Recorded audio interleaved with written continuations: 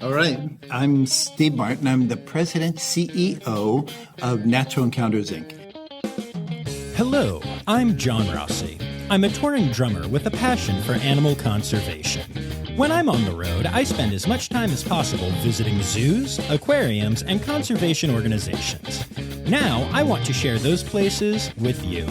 I'll be talking to keepers, vets, conservationists, anyone who can help me in my mission of connecting my people to animals through their people. Join me on my Rossifari. Hello, and welcome to the Season 4 premiere of the Rossifari podcast. Y'all, it has been so long since Season 3 and... Oh, no, it hasn't. That's not how we do things here for some weird reason. But I am excited to be launching the 4th season of Rossifari. As I do at the change of every season, I'm making some changes under the hood. Hopefully things will be a little bit more streamlined and easier for me on my end, which will get a better product to y'all. But on top of that, I wanted to start Season 4 with some names. And oh boy, do we have them. And we're starting off with one of the biggest names in all of animal training, Steve Martin. Yeah, not that one. I'm guessing most of you listening know, but for those of you who don't, one of the most respected animal trainers in the industry happens to share the name with a famous actor. But as you'll hear me talk about in this episode, if you're in this industry, honestly, the name Steve Martin means more about animal training than it does The Jerk or Only Murderers in the Building or wherever else you happen to know him from. So I am so excited to have this interview, and I have to share a funny story with y'all. So, towards the end of this episode, you're going to hear Steve talk a lot about panic poops that birds can have. And I had my own almost panic poops when I headed off to NEI. So this interview was done when I was gigging down in Florida, and Natural Encounters, which is the company that Steve runs that does all this amazing training stuff, was about a 3-hour drive for me from my hotel. And the way the scheduling worked out with Steve's schedule and mine, I ended up doing this interview kind of in early afternoon on a day when I had a show in the evening. So it was 6 hours of driving along with the interview before a show. And then on top of that, there was like a whole lot of nerves involved, both because Steve is a legend, but also just because I didn't want to, shortchange the interview and also didn't want to shortchange my show by showing up late and screwing up my career. So there was a lot going on in my head, and I did not sleep well the night before. Which is why, as I pulled into NEI and started to go up to the main building, I glanced back and realized that I didn't have my podcast bag with me. That's right, y'all. I had grabbed my backpack that I take everywhere with me, but I did not have my recording set up. I am so embarrassed to be sharing this story. I can't believe that I did this. So I had my own almost panic poops, and I was like, well, I'm here, and I guess I'll slap down my iPhone, record the interview, and do a heck of a lot of audio editing. So I walk in, I meet Steve, he introduces me to his dogs, which was just amazing, and he was just this super nice, humble, sweet guy, and he goes, all right, so let me show you where we're going to do the interview, and then we can go for a tour of this place. I'm like, all right, very cool. And so we walk into the room, and he goes, hey, by the way, I don't know what you record with, but I've got this great microphone here. It's a USB mic that we use for our podcast, and I pulled it out just in case you wanted to use it for something. And it just so happened that I had my iPad in my backpack. So I was like, oh, cool. I'll just plug that into my iPad and try that because I've heard these are good mics. And I was too embarrassed to admit to Steve that I forgot my microphones. So, we actually got great audio, and it was all very cool. And I was able to not poop my pants in a panic. So yeah, guys, I'm trying to be a pro with this, but hey, we all have our moments. After that initial thing, we then went on this great tour where I got to meet a ton of the birds that live at NEI. I got to watch some training, but beyond all of that, which is what you would expect, Steve started talking to me. He had looked into me. He had figured out who I was. He was asking me about my drumming. He mentioned that he knew that I really liked red pandas. And then he was like, well, you're also really into turtles, aren't you? And I was like, I am. Person who I didn't think would even remember my name. This is very cool. And he was like, we have a lot of gopher tortoise dens on property. And I was like, oh, that's very cool. And he's like, yeah, come on, let's go see a gopher tortoise. And he literally stole one of his staff mates' golf carts. I mean, he got permission first, but it was very funny. He was like, I'm taking this. I'll bring it back to you. And we set out and went and checked a bunch of the places where the gopher tortoises live until we saw one. And I was like, here's Steve Martin throwing me in a golf cart and taking me to see an animal that I adore because he did his research and he looked into me and found out things about myself and now has made my day better. And it was really amazing. It was really just a very meaningful moment for me, And I think that goes into what makes Steve such an incredible trainer, because training is the study of one individual, one moment in time, and he studied up on me a little bit. And I was just really blown away by that. And I got to have this really cool, really unique, really kind of personalized experience at NEI just because he put in the time. And I was wildly appreciative of that. So thank you, Steve. And I cannot wait for you all to hear this interview. You're going to hear so much interesting stuff about training, about the training that is done at zoos, about the way we can improve it, kind of what an expert thinks of a lot of the training that you've heard talked about on this podcast. It's really interesting. This is one of my favorite episodes, and I know I say that a lot, but I really mean it. I mean it every time I say it. I just don't know what the word favorite means. But yeah, so I'm going to stop my rambling, and we are going to get to my interview with Steve Martin of Natural Encounters, Inc. I pretty much take all the blame for all the stuff that goes wrong. That's what I do. I like it. Now, I lead a really creative and wonderful team of animal trainers and show producers. And, I've got to say, there are all of the obvious Steve Martin jokes that I need to make. Oh, you look different than in Father of the Bride, whatever. But the thing that fascinates me the most is, so I come to the animal world by happenstance. I've been making this podcast for a little under 3 years now. I do it because I love it and I fell in love with the zoos and animals and all that stuff. But I'm a drummer. I'm a musician. I'm not trained in this stuff at all. And when I started to interview people, I had never heard of NEI. And literally I remember I was doing an episode and somebody was like, oh, you should check out Steve Martin. And I laughed. I thought it was a joke. But in the animal world, you have made such a name for yourself that no one makes the point of saying like, oh, not the actor. It doesn't need to be said because of who you are. And that's like, do you ever think about that and how amazing that is? Yeah, I do. And it's interesting you bring it up because for me, it was kind of a realization that I've made it when people stopped comparing me to the actor. That's when I realized I have my own identity and people, I also have an easy name to remember. So that's part of it probably. But here's a really weird twist, John. There's another Steve Martin who's in the animal training business. He does, big mammals, bears and wolves and stuff. His company is called Steve Martin's, Animal Actors or something like that, or Wildlife in Action. I can't remember. But anyway, when he does a movie, I have people send me messages saying, hey, I saw that great bear that you did on that show. Those wolves were great. And I simply don't do that. Right. But that's part of the problem because I'm in the AZA community, the zoo community. There's at least one zoo that was curious. They wanted us to come do a program, do some consulting, wanted me to come consult. And they were a little hesitant. So they were asking all these questions. And then they finally asked about film work and what I feel about. And I said, well, I don't really do film work. And they said, well, wait, what? I said, oh no, you're thinking of the animal trainer, because they saw that person's site and saw all of those things. Right. Now, I used to do film work a long time ago, but I stopped because I really didn't like it. But they didn't want to hire me.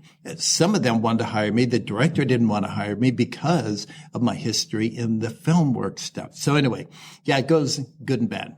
That's really interesting. I didn't realize But that. it was pretty fun getting residual checks from Steve Martin, the actor, because I've done a lot of TV shows and stuff. And to get a stack of over 30 residual checks for things the actor did, that was kind of interesting. That's awesome. So,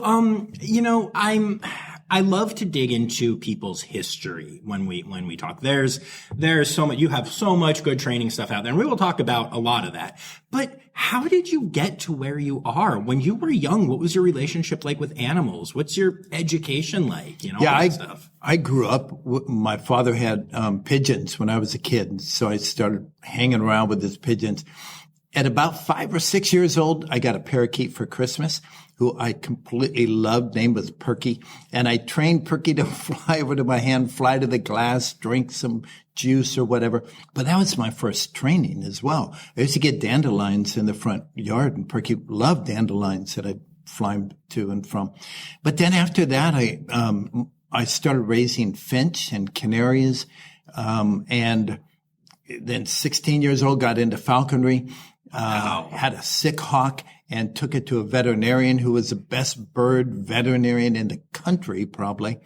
And, was there for a few years, just back and forth with my birds, got to know him and the, backroom assistant. And then he needed help. So I went to work for him, and I met a guy named Ray Berwick, who used to do film work. Birdman of Alcatraz, Alfred Hitchcock's The Birds. He used to bring all his birds in.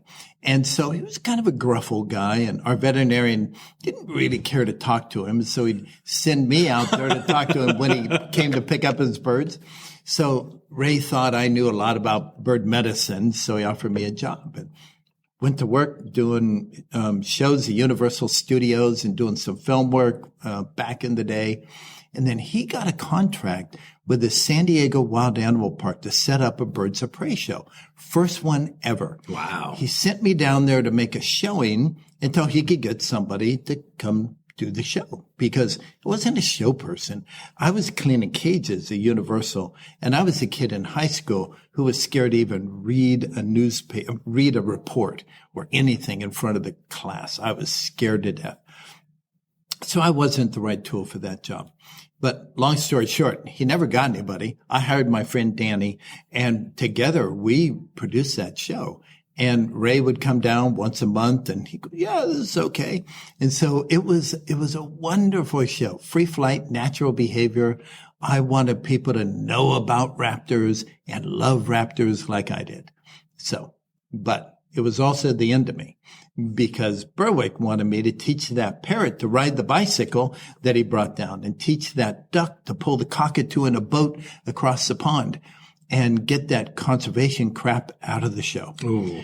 So I always would say, okay, Ray, yeah, I'll take care of that. And then a month later, 2 months later, he'd come down. I didn't do it. So he ended up firing me. 1980, I was out on my own. Oh, wow. Yeah. And that's what launched my career. So, yep. I really admire the fact that you stood firm for conservation messaging. Obviously, something I'm passionate about. Yeah. And I don't think a lot of people would have done that. So good on you. Yeah, thank you. Especially coming from Universal and coming from the film world, spending, it was about a year or so in that climate. But, yeah, I just always wanted people to know and care about animals. And yeah, it was never an easy decision for me to not do the parrot on the bicycle, because I always knew what I wanted, and that was help people appreciate wildlife more. So that's awesome. That's very cool.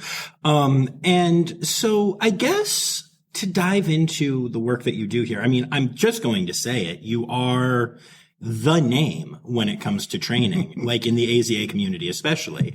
I have heard your name dozens of times now, always with respect, always, you know, we had Wouter Stillard on and I mean, he talked about you like it was a religious experience. And that is a man who knows training. Like, you know, he is that to a lot of people. You go to the Columbus Zoo still, even though he's not there anymore, and anyone who worked with him will talk about him endlessly, and then you're the one that he talks about. Yeah. And I guess that's what I find so interesting. So my experience, you know, I go to zoos and aquariums, and I talk to keepers and aquarists and stuff.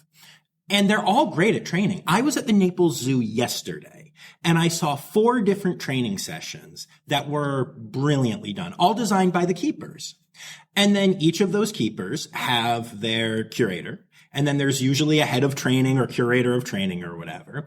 And then there, you know, it keeps going up the ranks. And you get to places like at San Diego where Nikki Boyd has been on the podcast, and she's a curator of training there, and she's brilliant.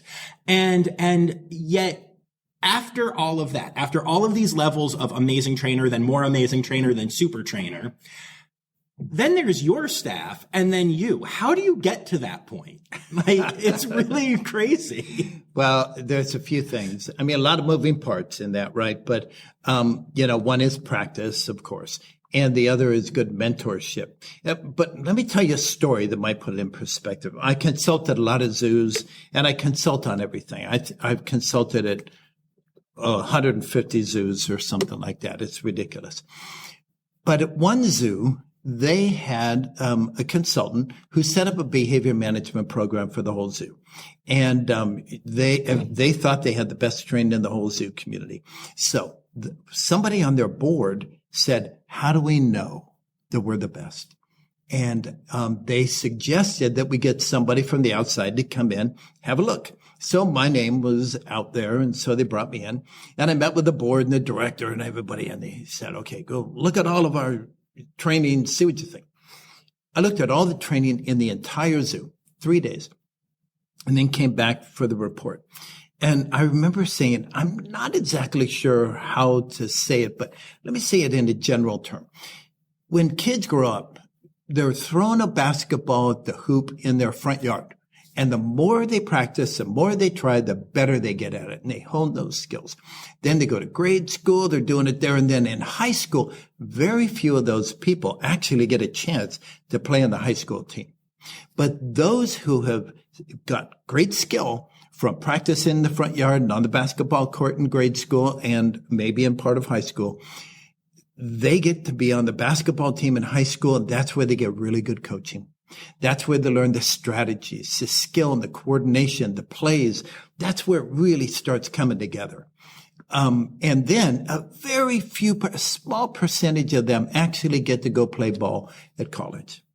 And that's where they get great competition, great strategy. You don't have to be 6'7" to play in college ball.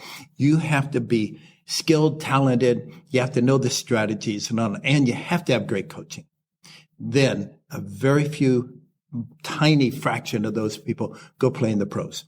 And that's, of course, where everybody excels and gets the best coaching. And I said, with that as background, I said, your trainers here at the zoo are in the high school level. So they've had some coaching. They're doing the best they can with what they know. They've all got a base of basketball. They're throwing at the hoop and getting it in a lot of the times. And they're learning on their own, and they're developing the skills and the insights. But they got a ways to go, a long ways to go before some of them ever get to college. And in college, that's where they need to get some coaching. But still, there's a professional rank up there. There are very few what I would call professional trainers out there. But who's to know, who's to gauge, who's to look at? How does a director, curator, veterinarian, John Rossi, know an expert from an average trainer? Because training in zoos is a relatively young endeavor in the zoo community, and people are still developing those skills. But to operate at the highest level takes some different insights than most people have, different experience than most people have. And I can tell you honestly that being a free flight bird trainer helps. It's not, the only way, but it helps people develop skills and insights, sensitivities that aren't required or aren't needed when you're training animals that can swim away in the pool or walk away in the enclosure.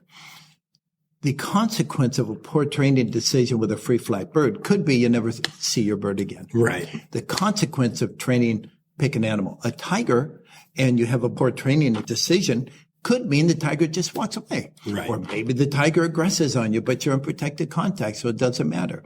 So you don't really need to have high skills in most of the training in the zoo community today. But in free flight bird training to be successful, like the stuff that we do at Disney and other places, to be successful, you have to be either in the high college or in the pro ranks. And that's what we have. We develop professional trainers and we graduate professional trainers. Wouter is a professional trainer who graduated from NEI. And we're really proud that we have a lot of people who have learned these skills and they've gone on to use them and share them with other facilities. And Wouter is just a wonderful example of somebody who has the highest level of skills. And in part, it's not just because of who he is, and he is a great person and trainer, but because of the coaching and the experience that he had here at NEI. That makes a lot of sense. Yeah. I really like the sports analogy. That makes a lot of sense. And you're right. I'm always impressed when I see training at zoos, but also I don't really know what I'm seeing. So I don't have the eye to say whether that is truly great or not. Now, as a musician, I can tell you. Yeah. And I get that. I will sit with friends and they'll be like, wow, this bar band is great. And I'll be like, oh, did you hear this? That guy sucks. This one's really bad. That one was off key. And I don't mean to be that. It's just when you spend all your time with something, you can really see it. And I did notice that when I got here, you took me on a tour and we saw some people working on some training stuff. And you instantly were able to dive in. And I heard you making some suggestions and like reinforcing, if that's the right word, how you think about it and reminding them of like breaking down the training stuff. And it was very much like, it felt very natural to me. Like, just like how when I hear a song, I don't think to myself, oh, do I like the drumming in this song? Oh, is that on key? My brain just processes it automatically that way. And I noticed that was what you were doing. Yeah. And, fortunately, we have such a great team here that when Dan invited me in to give my opinion, he knows that my opinion, I give it in the spirit that I'm putting information on the table for him to consider. Not saying, here's what you need to do. It's, here's some thoughts for you to consider. If it makes sense, give it a try. And that's how we do our workshops here too. Let me give you a quick analogy between training that you might see at some zoos and training you might see at a high-level zoo when it comes to training. And I have this video that most people, when they're training a carnivore to do blood draws from the tail, they get a snake hook, they reach in, they snake hook out the tail, and the tail comes out from under the bars, and they grab hold of it, and they reinforce with food out in front, and then the cat pulls its tail away. And then they do it again, reinforce and pulls it away. That's a standard in the industry. And that's what we expect to see at most zoos. When you go to Cheyenne Mountain Zoo, which I hope you will someday. Oh, it is I've driven past it when it was, I couldn't stop. I need to get there so bad. You got to go. Yeah, I love it. Well, we spent 15, 18 years there. Okay. Wow. And so when people ask me, where is the best animal training in the zoo world? They expect it's San Diego, it's New York, it's wherever. It's Cheyenne Mountain Zoo. Wow. If you want to see great training, go to Cheyenne Mountain Zoo. So for instance, they're carnivores. When they want to do blood draw or maybe blood pressure cuff on a cat, let's say a lion, they just put the cat in a position. They just say, here you go. He steps up there and they say tail, and the cat whacks its tail around until he gets it through the hole. And then the trainer says back, and he backs all the way up. So now the tail is in the vet tech's hands, in her lap, and they can do whatever they want. I mean, that's... I have never seen that, but I've seen a lot of training sessions with this podcast, and I've never seen that. That's amazing. Most people, when they want to give an animal an injection, and they call the animal injection trained. Mm-hmm. They get an animal in a squeeze chute. They get an animal up against the wire, and they go bang, and they give them the injection. The cat goes, oh shit, runs away. Whether it's a bear, a primate, you'll notice at places that we've worked that when you want to give an injection to an animal, whether it's a giraffe at Cheyenne Mountain Zoo or a wolf or a bear at Arizona, which is another place you need to go, they simply get the animal in the right position and the animal leans into the injection. You hold the syringe through the bars, needle exposed, and the animal leans in, gives itself the injection. When you poke an animal, when it doesn't know it's going to happen, it runs off and may or may not come back. Sometimes won't come back for a week. When you've taught the animal to lean in to a syringe with no needle on it, put lots of pressure on it with no needle, endure that discomfort, then when you put the needle on it, it's going to hurt less and you'll get an injection. And then the animal walks away. You bring him back. You say, come on, let's do it again. He'll come right back and lean right into that injection, do another injection. So it's the difference between the goal of just getting the injection and then high five and back slap, or the process of teaching the animal to give itself an injection. And then you've arrived.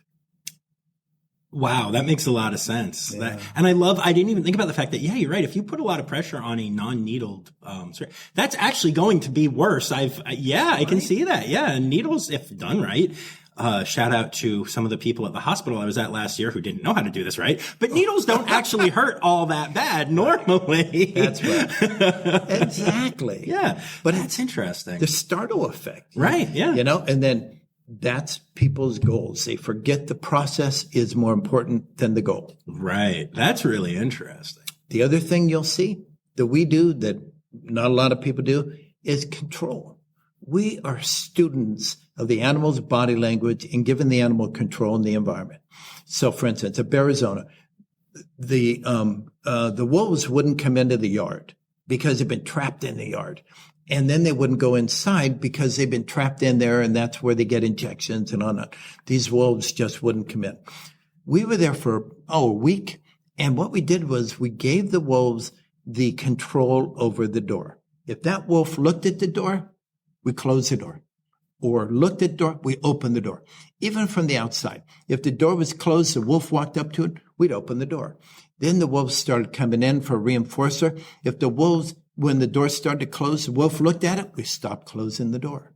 The wolf came over, started getting food, started walking to the door. The door opens, it comes right back. When the wolf has control of the door, the animal will stay, and now you can train it to participate in any sort of anything you want. They did injections. This is the first year the wolves didn't have fly bites all over their ears. Nice. Because we taught them not to hold still and let us paint their ears, but to put the stick here and let the wolves learn to paint their ears on this stick. And this is what control is about. People don't get it because people grow up in this environment where we want to have control. Mm-hmm. We want to have control of that dog with that leash, and we want to control that animal, even if it's in protected contact. We want it to do what we command it to do. When you just back off and say, that animal's voice through its behavior, its body language behavior is as important as my voice. Then you start with a different approach to training. Do you want to do this? No? Okay. Well, let's try something else. How about this? Oh, yeah, you want a reinforcer. And we let the animal lead us through training sessions. It's a whole different concept. So I've never heard it phrased that way. That's really, really interesting. I really like that. That's really cool.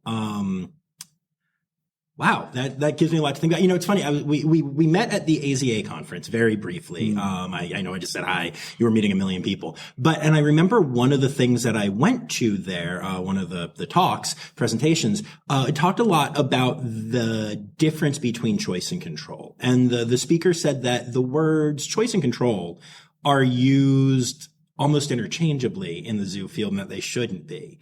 And what you're talking about there with control is really like, You're right. That's a lot of control. Letting the wolf control the door is a really interesting idea. And when the wolf has that control, it opens up its choices. Right. It can choose to go out or choose to stay inside, choose to participate in training. Because it has that control, it'll make better choices that'll lead to better training outcomes. That's really cool. Can I give you one more example? Oh, please. In case you can't tell, I'm fascinated. you keep talking. One more example, and I know that you love going to zoos and seeing training. Here's what we see at zoos most of the time. If you go in the back of a carnivore primate or maybe the bears or whatever, you'll see trainers, you'll see keepers and trainers asking an animal to do a number of different behaviors. Be your arm, click, or good, or whistle, and then foot, click, whistle, shoulder, good. They'll do 2, 3, 4 behaviors, bridging each behavior, maybe let's say with a clicker, not giving food after each behavior, and then giving it after 2 or 3 behaviors. And they call it a variable schedule of reinforcement. Yes, I have heard that, yes. All right. I call bullshit. And there's science that backs that up. It's not a variable schedule because technically here's how it works. In science, there's a continuous schedule of reinforcement where every correct performance of a behavior is reinforced. And then there's intermittent schedules of reinforcement. There's only continuous and intermittent. Under intermittent, there is variable ratio, variable interval, variable duration. There's a lot of variable structure in these strategies for training. So if your bridging stimulus is indeed a reinforcer, like it should be, then you're on a continuous schedule of reinforcement. If it's not a reinforcer, because it's a secondary or a reinforcer. If it's not a reinforcer, why are you using it? And this is a problem with most trainers. They don't get this. They don't get that when you click and don't back it up, that's actually an extinction trial. It's called a respondent extinction trial. It goes way back to Pavlov, who had the metronome sound associated with the meat powder that he gave the dog. Metronome sound, meat powder. Metronome sound, meat powder. Metronome sound, salivation, anticipating meat powder. Right.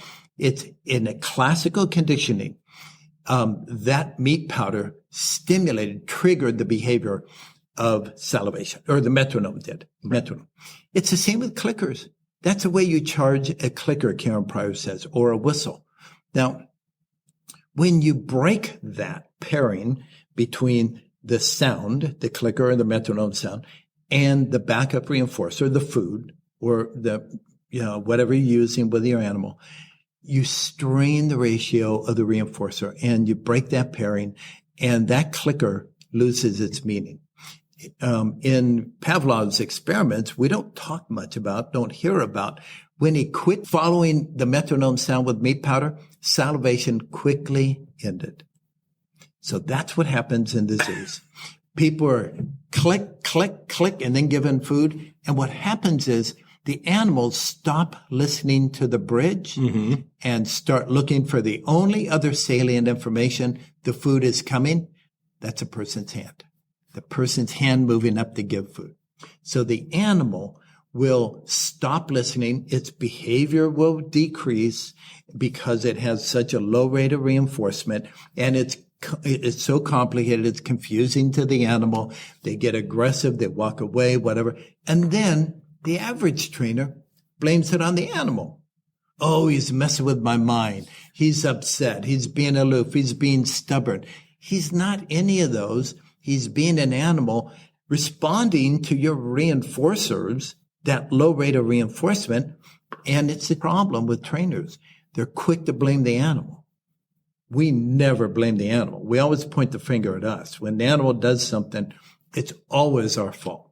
Always. because that orangutan wouldn't have spit in my face if I wasn't sitting there in front of her. Right? Yeah. No. So That's really interesting. It's funny thinking back on just the different things that I've seen, and you're absolutely right, especially with the always, I can't tell you the amount of times I'm told, oh, this one's being sassy today. It's never said in a blame, like it is a blame, but you're right. It's never said in like, she's a bitch. But it's just, oh, she's being sassy. Oh, she's tired today, whatever. But yeah, I guess it does put the blame on the animal as opposed to the trainer. Of course, that's trainers relieve themselves of responsibility for poor behavior in the animal by blaming the animal. It's not me, it's the animal that's broken. Right. Here's one more thing on that line. You see everybody with clickers and whistles and everything. You won't see any of us at NEI with a clicker or whistle. We use verbal bridges. Good. It doesn't matter what we're training. I train more mammal keepers than I train bird people, even though I guess I'm known as a bird guy. But I do more elephants and other mammals than anything else. But I always teach people that they'll be better trainers, quite probably, with that clicker in their pocket. I was in London. Gorilla having a problem with an open mouth behavior. She wanted to get a mouth swab and she couldn't get it for months. She couldn't get it. And so I said, well, let's go have a look. And so here she is with the swab on the deck, and she has a beautiful open mouth behavior. She clicks the clicker, picks up the swab, puts it in his mouth, and he starts chewing on it. She said, see, how do I make him stop chewing on the swab? And so we had a little conversation. We helped her understand that's the wrong question to ask. You don't ask, how do you make an animal stop something? You ask, what do you want him to do instead? So let's ask that. What do you want him to do instead? I want him to keep his mouth open. Okay, great. You got a beautiful open mouth behavior with your right hand open like this. Then all you got to do is hold that swab up there. And she goes, no, wait, who would click the clicker? Will you click the clicker? And I said, tell you what, let's just put it on the table and let's just try it without the clicker this time. Okay. The mouth open cue with her right hand, the cheek swab in her left hand. She gets a beautiful cheek swab and she turns around. There's tears in her eyes. She had no idea she could train without a clicker. Right. And that's my point. At so many zoos, people are so wed to the clicker, they think they can't train unless they have a clicker. There's no magic in the clicker. The magic is in the connection that person has with the animal, in the communication. I told her, speak English to the gorilla and just tell him, good. When he does something right, follow it with food. Ask him to put his hand up in English with a hand cue that you're using now. And you'll develop a new level of communication with this animal. It was a much higher level of training for her and an epiphany. She just had no idea. Yeah, that's really cool. That's a really cool story. I love that. To pivot away from just training stuff for a moment though, it's all training. But I feel like there are a couple different facets of NEI, and I want to make sure that we talk about like the different things that y'all do, because you were talking about like having bird shows at places, and there are roughly 30 million birds here, I think, that we saw today, which was amazing. So can you just talk about the different things that y'all offer that you do, like what makes up NEI? Yeah, thank you for asking that question. We have about 50 trainers on staff. Yeah. That's amazing, right. By the way. I know it is. For this, it's a gorgeous place, and it's a little place out in Florida, and that's incredible. Well, we have 34 acres here, and then we have the 2 shows up there at Disney. And at Disney, I guess we have over 30, I think, up there. And then the rest are here. We have in total over 400 birds.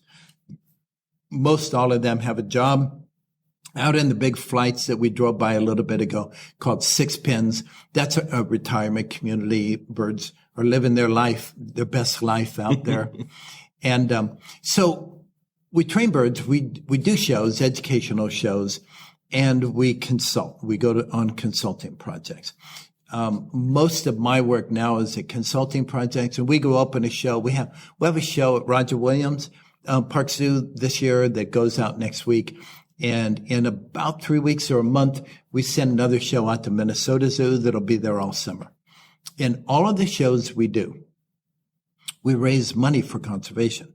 So we have a raven that sits on a box and shovels money into the box from people. And we have now donated over $1.5 million to in situ conservation programs, things that happen in the wild. And at our board meeting coming up this next month, the nonprofit corporation that we run, we have another $250,000 to give away. And we give this money not to the big conservation programs, that you hear so much about, but the little mom and pop conservation programs that are in Africa, Asia, wherever, at just doing really good field conservation work. The ones you really don't hear much about, but they need the support. So we support a lot of great conservation out there. And it's something that here at NEI, all of us are dedicated to and we work hard for. All of our shows are free flight natural behavior.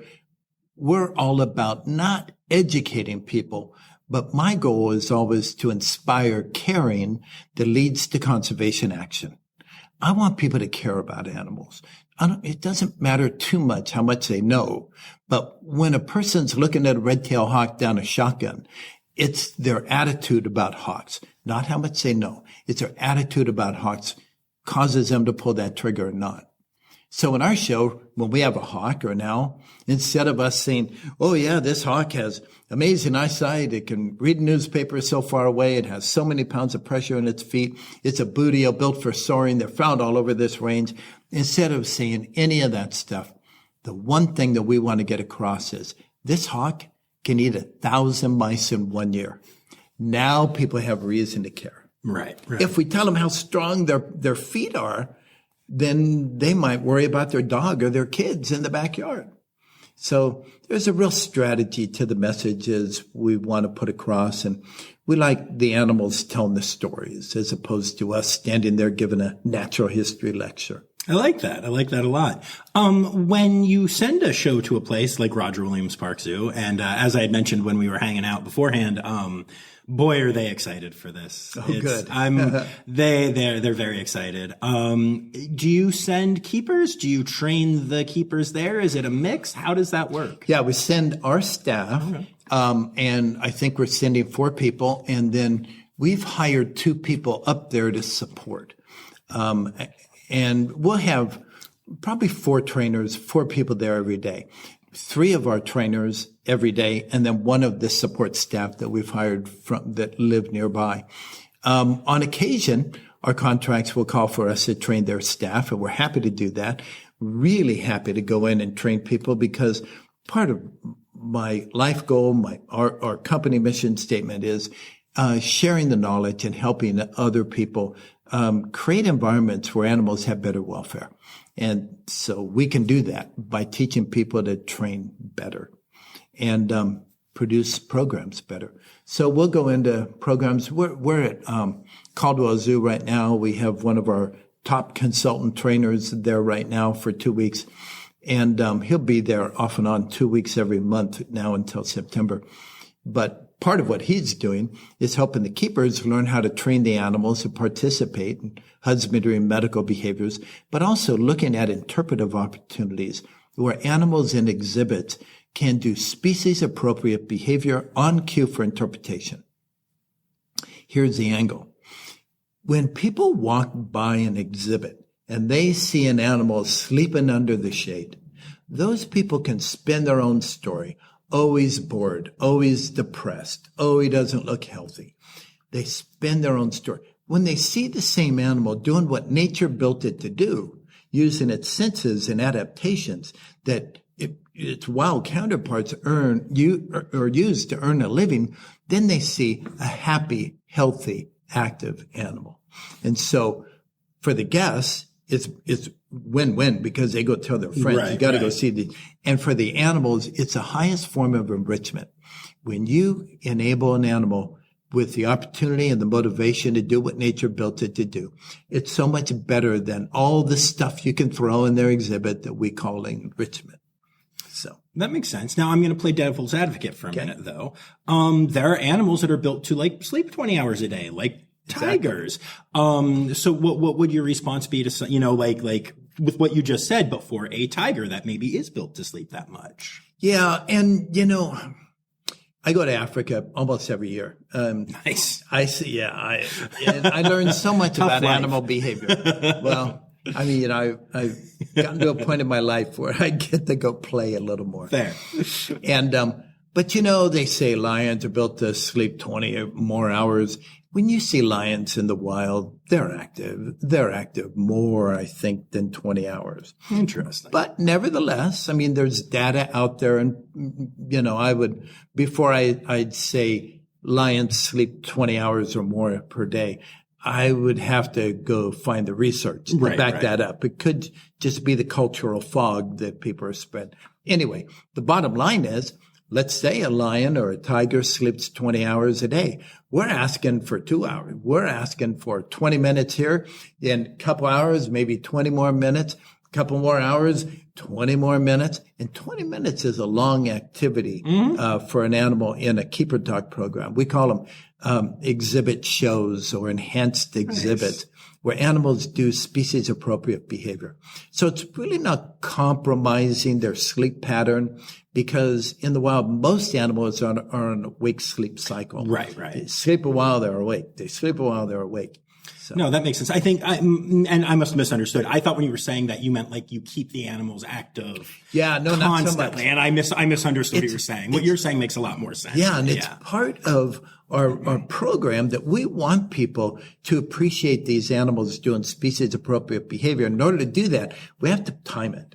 So, for instance, at Singapore Zoo, 20-some years ago, we had 34 exhibits where animals did what nature built them to do. And we had that on a times guide so people could just see. And twice a day, these animals would do 15 to 20 minutes of really cool behavior. So we'd have 100, 200 people around the exhibit seeing these animals work for their living, just like wild counterparts. And it's so enriching for the animals and educational and inspirational for the people. I think it's the next level of zoos. Really. That makes sense to me. I mean, that sounds really cool. Yeah. Animals doing natural stuff. Yeah. I'm curious, what's your take on naturalistic enrichment versus like using things that don't look natural but might still get natural behaviors? Yeah. There's a lot of debate with that right now. Oh, I know. And I've dealt with that so many times at different zoos. One of the zoos we're working at right now, they hate something like that plastic ball in there. And the animals love that plastic ball in there. So how do you create something? You can usually find a log that you can drill. You can usually find something, but not always. Personally, I think that when you put an animal in an environment, no matter how beautiful it looks, it's still unnatural. The rock structure is unnatural, but we like to make it as naturalistic or natural looking as we can. So we're always edging toward that naturalistic view because we're thinking about the snapshot people are going to take mentally and what they're going to take home with them. And if they have a big plastic boomer ball or a playpen or, a raft or something that's unnatural. I personally would like to find a way to make it look more appealing and more natural because I want people to walk away with that mental snapshot of that animal, like as if it's in the wild. But when it comes to not giving animals some of those enrichment things and giving animals those enrichment things, I don't mind giving animals those enrichment things that don't necessarily always fit in.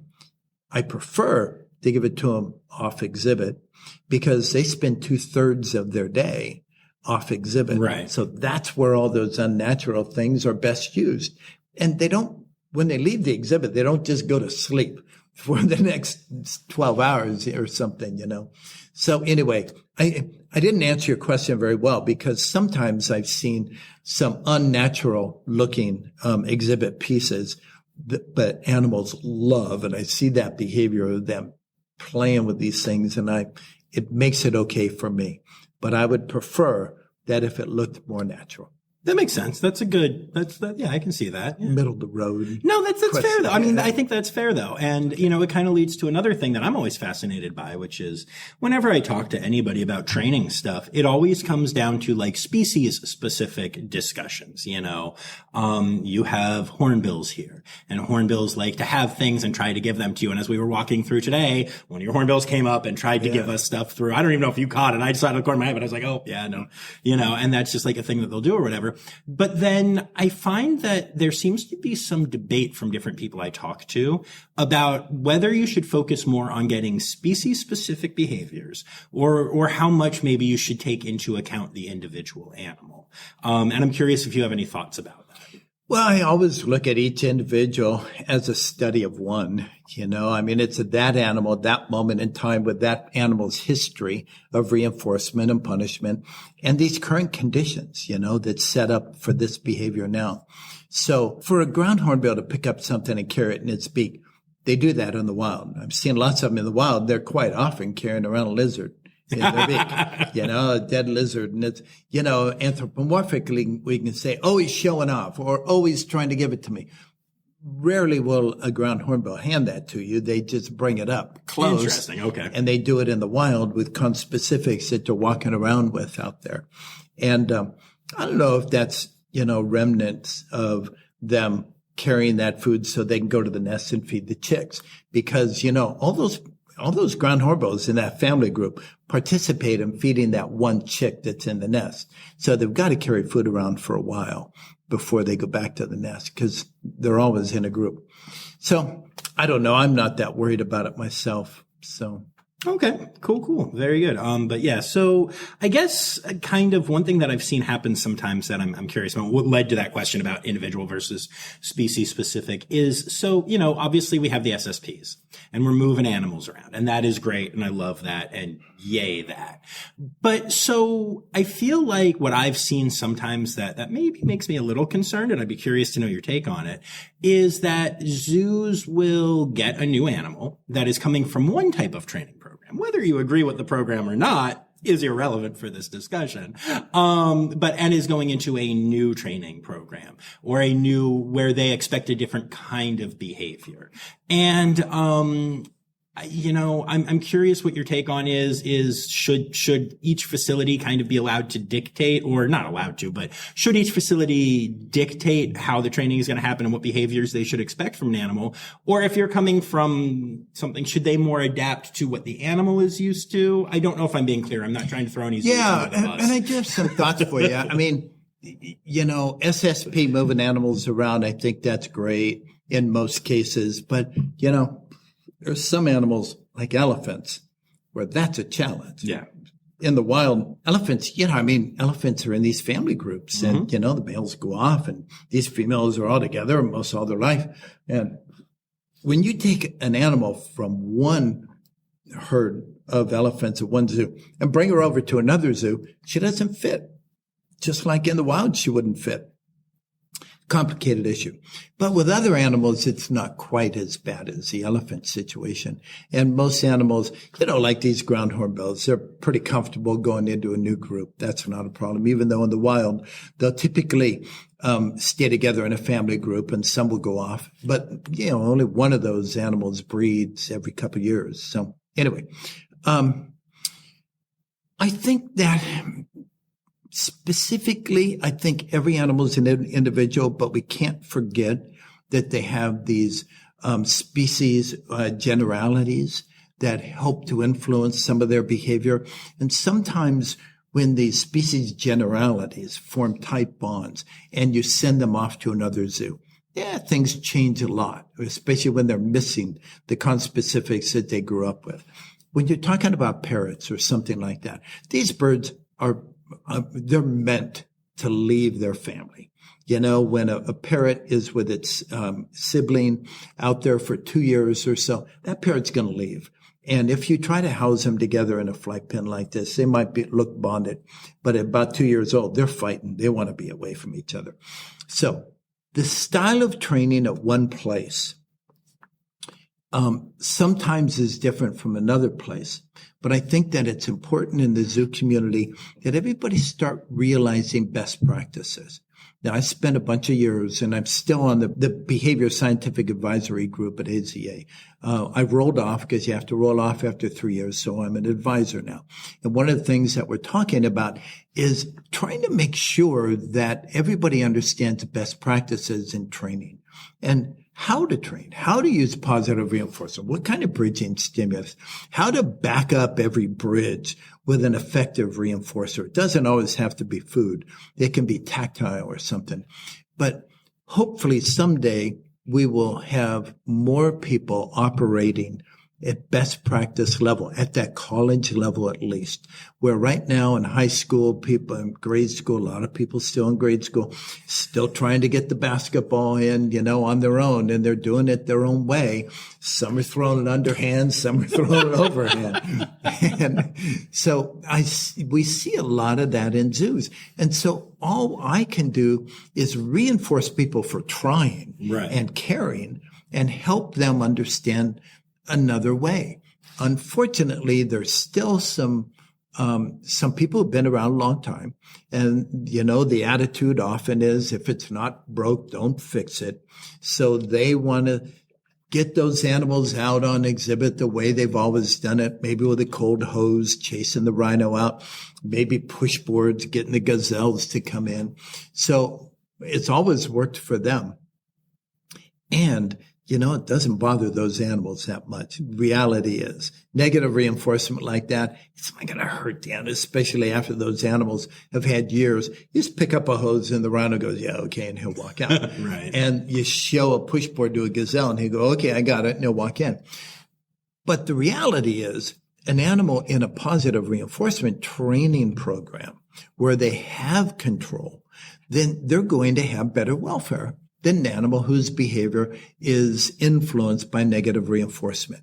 Now, that said, there are a lot of people in positive reinforcement training programs who are not providing the best welfare for animals because of the way they train.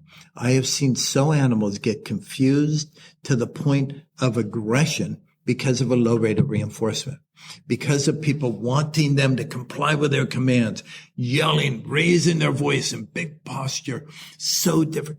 And that's not good for the animals either, even though they're using positive reinforcement in the form of treats and things. That's not good either. So we have to get to a point where everybody is operating at the same level. Don Moore from AZA coined the term an institutional memory. We want to get to a point where that gorilla keeper, they can train gorillas, then they can go over and train the wolves. They can also train the dolphins because they know training. All they have to do is learn the safety protocols associated with these different animals. But we want each trainer to be able to understand training at the level you can apply it with any animal. How to read their body language, give them a voice when if the animal invites you into its personal space, then you go in. You don't go in until you get invited. And so there's so many little things like that. But I think that's next level for zoos. And that's where zoo trainers are going to graduate from, high school to college. And there are some college trainers out there, I think. So, okay, why aren't you everywhere? Why doesn't every, at least AZA zoo, bring y'all in? Why is this not a bigger thing? Well, thank you for that question. I'm sold. I think there's a few things. And first of all, AZA, I teach the AZA animal training course. I'm one of the 4 instructors.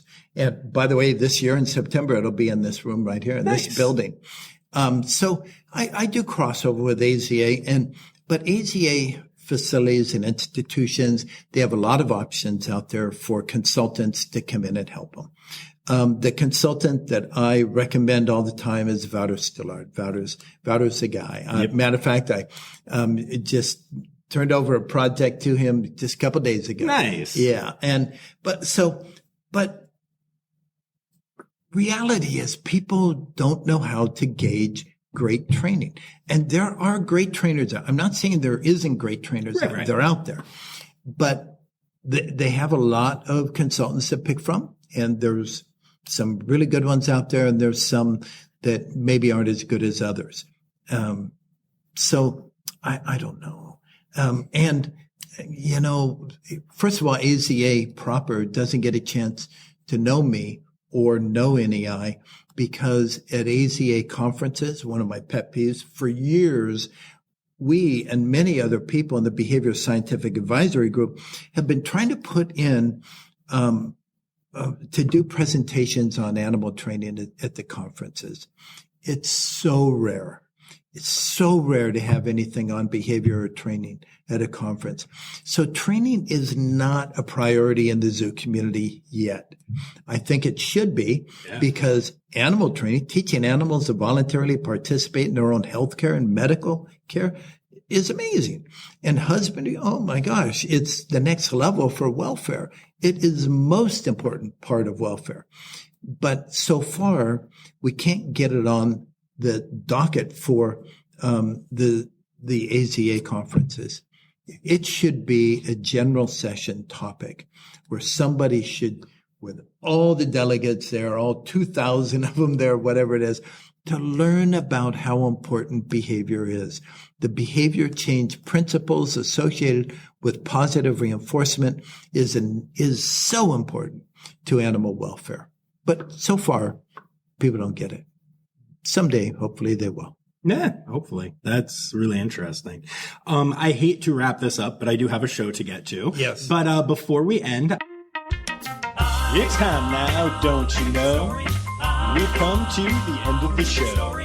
But there's one tale left to go. You're gonna laugh and say, oh no. It's time for the Rossifari poop story. I need my official Steve Martin Rossifari poop story. Poop story. So, what do you got?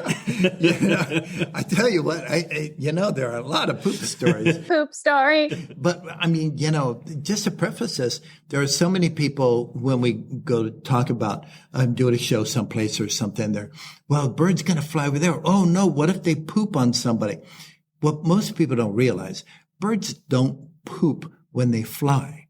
It's so rare. Birds know they're going to fly, so they poop at the perch before they fly. Or after they land, then they poop. But when they fly over people's heads, it's so rare. Unless they panic poop. Panic poop. That ground hornbill you saw over there, we had a panic poop one time where that bird everybody. But... And at Animal Kingdom, we have macaws that fly in. We have a T-perch, and people, can hold this T-perch with a macaw up there. And my favorite story from that is a little girl, 6 years old, maybe 5. She looked up, and this bird pooped all over her head. Oh my God, it was horrible. But I'll tell you one more. If I don't overwhelm you with poop stories. Poop story. At the Jurong Bird Park in Singapore, we had 60 peacocks. 60. They flew from the hill down onto the stage. They milled about. This is the opening of the show. Peanuts and things. And then they all fly back up there. Opening day. God, it was beautiful. 60 peacocks. And then they all flew up. These birds, when they flew up, they panic pooped. And 60 peacocks pooped all over the 1,000 people in the seats. Oh my gosh. The director was there. Everybody was there. That was the last day we flew the peacocks. Oh, it was terrible. That's amazing. Thank you so much for your time. And I'm going to tell you right now, your facility is amazing. Your heart for training is so obvious. It's so cool. I'm coming back here at some point because we didn't even touch on the birds that you have here. Oh, yeah. This should be a 2-part. We're going to do another. Next time I'm in Florida, we need to talk. Good. We need to reconnect because I'm really impressed with everything happening here. Well, you're welcome anytime. And thanks for the kind words, John. Thank you. It was a pleasure speaking with you. Thank you. Someday I'll get to see you perform. Absolutely.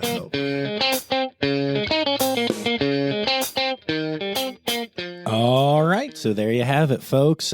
Steve Martin, Natural Encounters, Inc. Yeah, man, that interview made me think a lot, and I have really spent a lot of time now kind of watching the training sessions that I get to see and trying to apply just in my own brain the things that he talked about and the unique flexible way of looking at these things. And honestly, I mean, this is a very pro-zoo podcast, but the idea that he put out there that, the people doing the training aren't all, professional level in the sports analogy world, even if they are professionals doing it, I found very interesting. And I think that training is such a hugely important part of what takes place at zoos and aquariums that I thought that was a really interesting way of looking at that. So I'm eternally grateful to Steve for coming on here, and I hope you all really enjoyed that, and that maybe the next time that you're at a zoo or aquarium, as you're watching the training,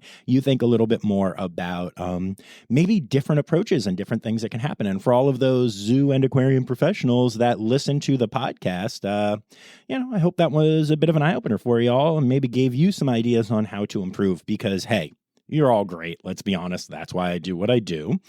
But, we can all keep improving. I'm constantly trying new things out on the drums and trying to improve there, right? Like, we do what we do to do as well as we can.